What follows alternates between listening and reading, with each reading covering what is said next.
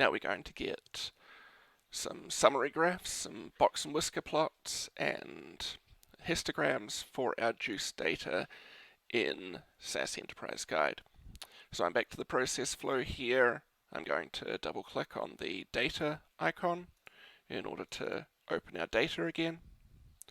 We're going to go not to the graph tab like you might think, but the describe pull down here and go down to summary statistics. This is where the histogram and box and whisker plot are located.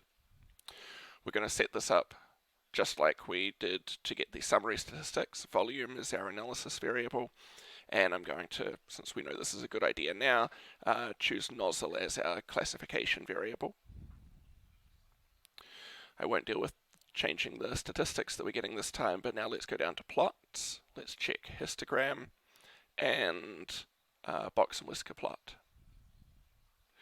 We'll hit run, and this is going to create those graphs for us. It's giving us the summary statistics up the top here, and then the plots that we were looking for. Because we chose to have our three nozzles as our nozzle as our classification variable, we've actually got three different histograms here. So a histogram for each of the three sets of data, each of the three nozzles. And then as we scroll down, we get to box and whisker plots. Let's go over the box and whisker plots real quick, just because Enterprise Guide does do these perhaps a little differently to what you're used to. We've got the mean and median in the middle here.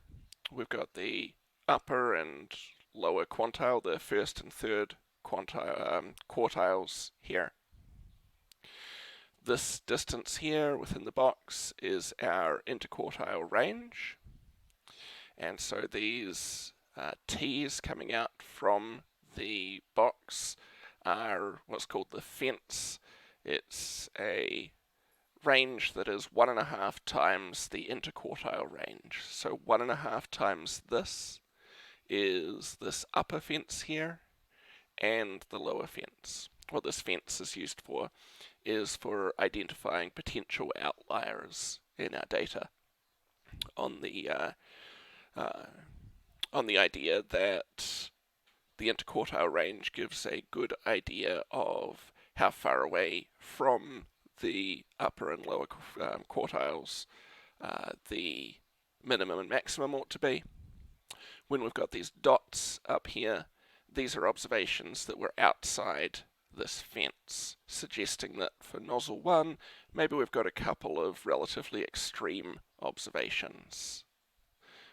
Potential outliers, potentially data points that don't actually belong in this data set or happened by error or something like that. Okay, so we've got our three different box and whisker plots here for our three nozzles. This allows us to nicely compare the distributions for our three nozzles. And so as we're seeing, we've got a wider interquartile range here for nozzle 3 than for nozzles 1 and 2, which suggests that maybe nozzle 3 is filling a little bit more randomly, a little bit less consistently than the other two nozzles are.